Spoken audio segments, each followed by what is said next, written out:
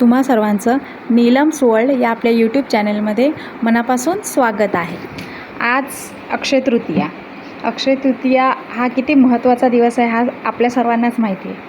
म्हणून आज सकाळी लवकर उठून देवांची छानपैकी पूजा करून घेतली। त्यानंतर घरातली जी रोजची कामं होती ती पूर्ण करून घेतली। त्यानंतर आईने सांगितलं होतं की दरवाजावर स्वस्तिक काढ, आजचा चांगला दिवस आहे त्यामुळे मग दरवाजा आता कालच पुसून घेतले होते आम्ही। मग सकाळी उठून देवपूजा झाल्यावर दरवाजावर छानपैकी स्वस्तिक काढून घेतले।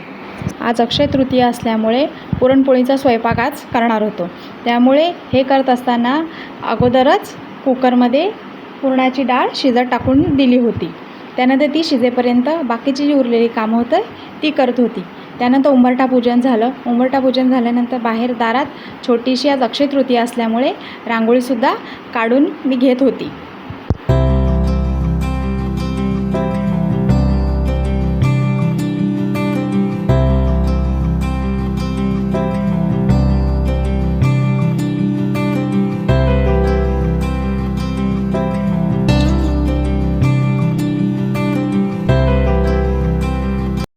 आज अक्षय तृतीया असल्यामुळे पुरणाचा स्वयंपाक करायचा होता, त्यामुळे मग लगेच सकाळी आज लवकरच आम्ही स्वयंपाकाला लागलो।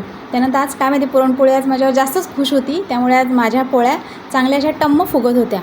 मग आम्ही सर्व अगोदर करून घेतलेलं होतं, शेवटी पुरणपोळ्या केल्या आणि शेवटी पुरणपोळ्या झाल्यावर आम्ही देवांना ताट केलं। आज जेवणामध्ये आमरस, पुरणपोळी, भात, आमटी, भजी, पापड असा बेत होता। त्यानंतर देवांना सगळं पहिलं ताट केलं, देवांना नैवेद्य दाखवला आणि त्यानंतर आम्ही सर्वांनी जेवण करून घेतलं।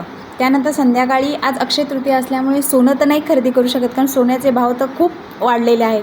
त्यामुळे आई आम्हाला म्हटलं की तुम्हा दोघींना आपण साड्या घेऊया। म्हणून संध्याकाळी आम्ही 5 जणी म्हणजे आई, मी, नेहादी, दुर्वा आणि राधा आम्ही साडीच्या खरेदीसाठी गेलो। त्यानंतर मग आम्ही बरेच 2-3 दुकानं पाहिली, पण एवढ्या साड्या आवडत नव्हत्या।